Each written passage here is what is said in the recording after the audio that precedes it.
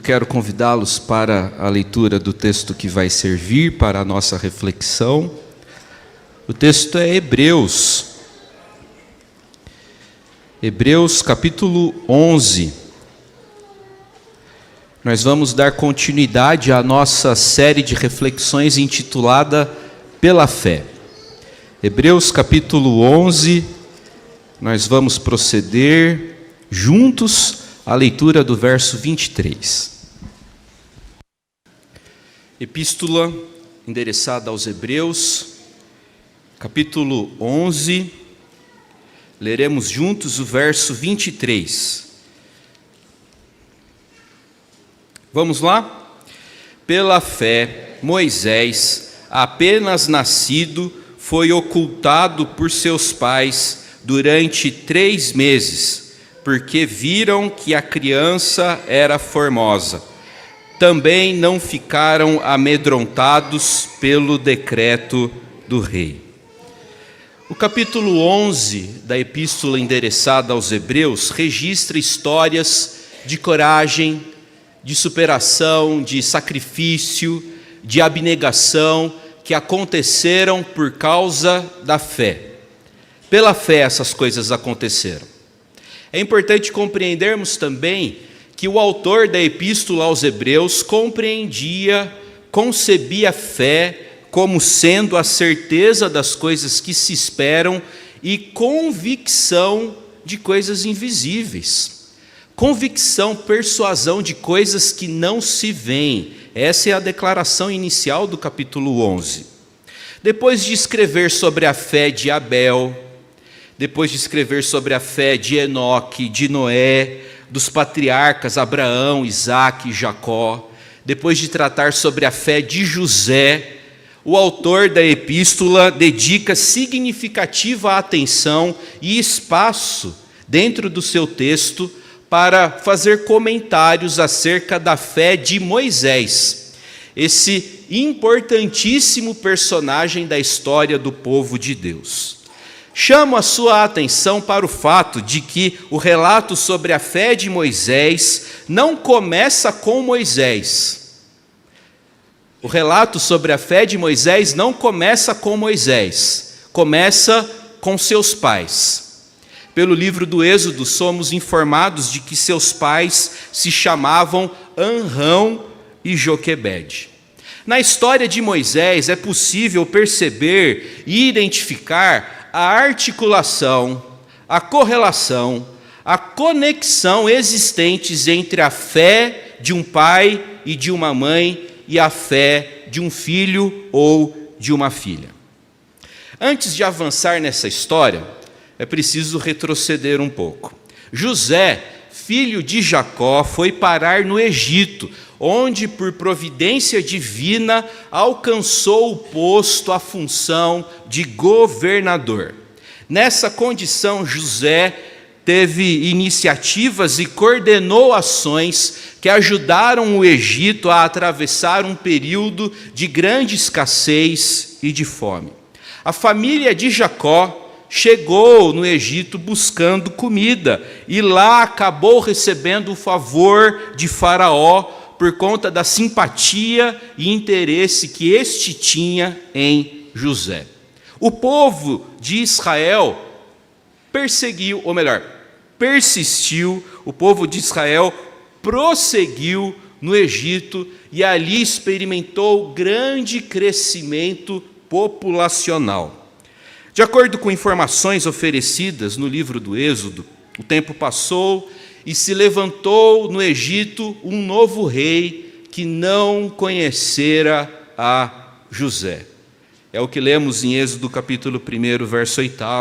Ninguém mais no Egito se lembrava de como um jovem e sábio primeiro-ministro judeu saiu da completa obscuridade para salvar a todos, de sorte que a antiga política bilateral firmada entre José e Faraó foi completamente esquecida.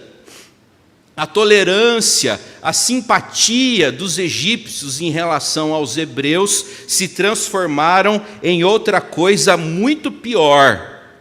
Todas essas coisas se transformaram em indisposição, em intolerância e perseguição. Os egípcios, com medo dos filhos de Israel, usaram de astúcia contra eles, forçando-os a trabalho e forçando também a execução de todo bebê que nascesse do sexo masculino. Moisés nasceu, portanto, num tempo de grande crise. Moisés nasceu, portanto, num tempo de opressão política. Naquele período, as crianças nasciam para morrer. Eram devoradas pelas espadas dos soldados egípcios ou simplesmente lançadas nas águas do rio Nilo. Porém, Amrão e Joquebede, os pais de Moisés, não aceitaram a decretação da morte do seu filho e não se amedrontaram diante das ordens do rei. Traçaram um plano para poupar a vida de Moisés, e esse menino tornou-se o libertador do povo de Israel. O libertado se transformará em libertador. Diante do que foi comentado até aqui, eu gostaria de prosseguir com a nossa reflexão, tratando sobre o seguinte tema: recusas da fé. A fé verdadeira diz não para uma série de circunstâncias e situações. Em primeiro lugar, a fé verdadeira se recusa a acreditar que não tem mais jeito. A fé verdadeira diz não para a desesperança. Quando todos dizem que não tem mais jeito, o camarada crente, a pessoa que tem fé em Deus, é capaz de dizer: eu tenho esperança. Deus vai dar livramento nessa situação. Amrão e Joquebede decidiram se casar. Logo em seguida foram abençoados com o nascimento de um filho. Entretanto, a ordem do governo local é para que o menino fosse executado logo após o nascimento. Amrão e Joquebede se recusaram a acreditar que não tinha mais jeito. Eles agiram com fé e com coragem, elaborando um curioso plano. Em primeiro lugar, eles esconderam aquele formoso recém-nascido. O desafio de esconder uma criança recém-nascida durante 3 meses numa espécie de choupana deve ter sido enorme. Porque eu me recordo bem dos primeiros dias, das primeiras semanas dos meus 3 filhos. Não dava para não ouvir o choro deles. Eu queria não ouvir o choro, mas isso era simplesmente impossível. Os egípcios talvez tivessem instituído buscas de casa em casa por conta dos boatos de bebês escondidos. Temendo pela própria vida, é altamente provável que hebreus colaboraram com as autoridades egípcias. Bem, qualquer que fosse o motivo, depois de algum tempo, os pais de Moisés concluíram que não dava mais para manter aquela situação. Tinham de fazer alguma coisa. E naquele momento de desespero, de tristeza, Joquebede elaborou um plano criativo. Aliás, não é incomum bons planos serem criados em dias maus. Não desperdice as crises da vida, pois elas podem se tornar em grandes oportunidades. Joquebede havia identificado alguns comportamentos, alguns hábitos da filha de Faraó.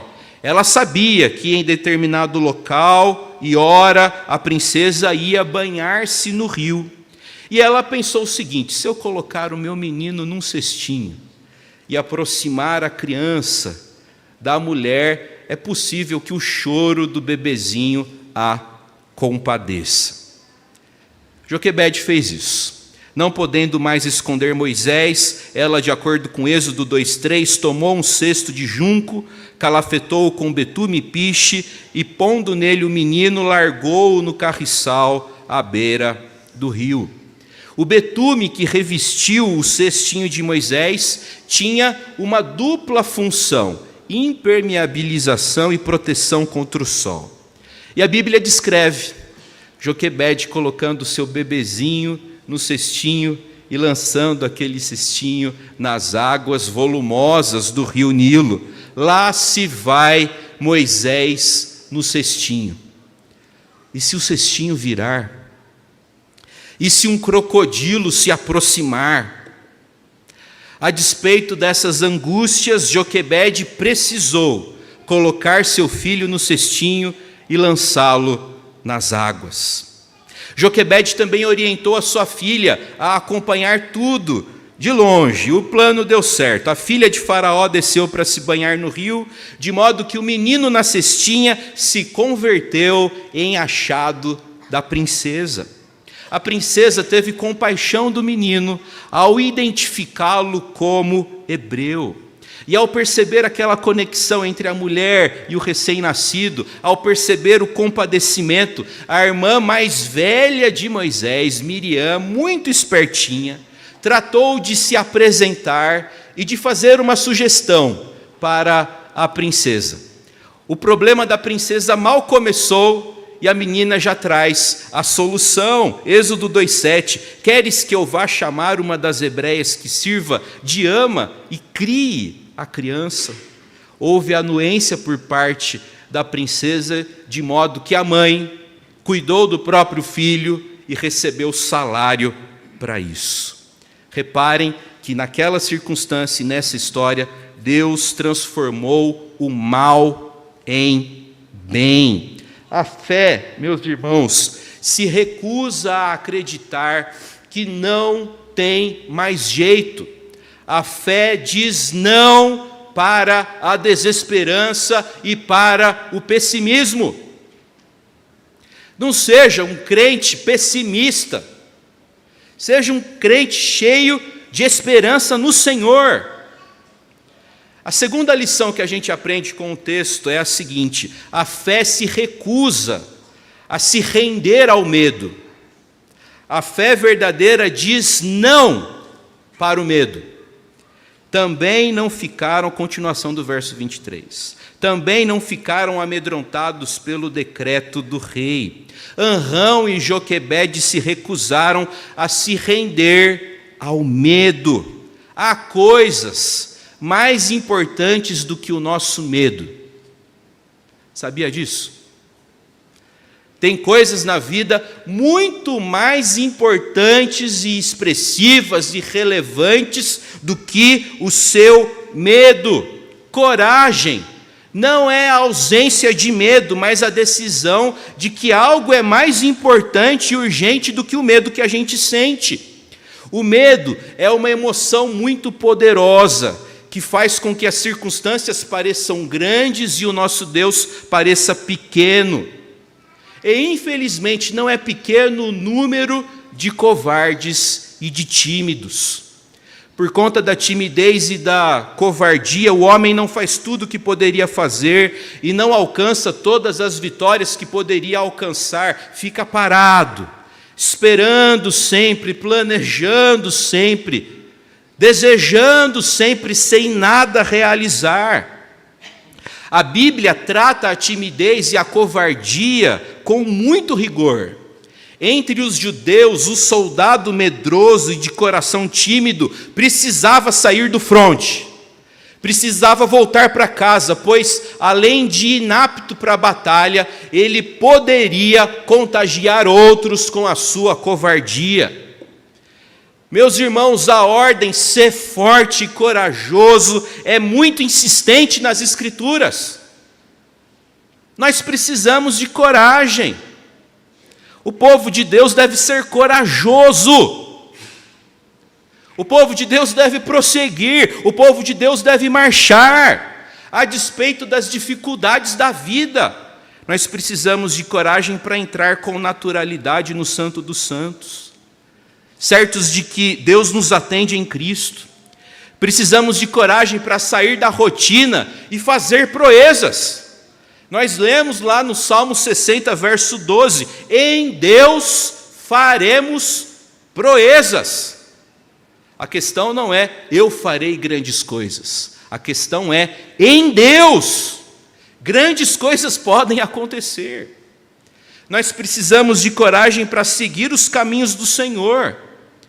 Precisamos de coragem para ter filhos. A minha impressão, quer dizer, vou trocar a palavra, a minha convicção é de que é preciso muita coragem para ter filhos, porque a gente não sabe absolutamente nada do que vai ser dele.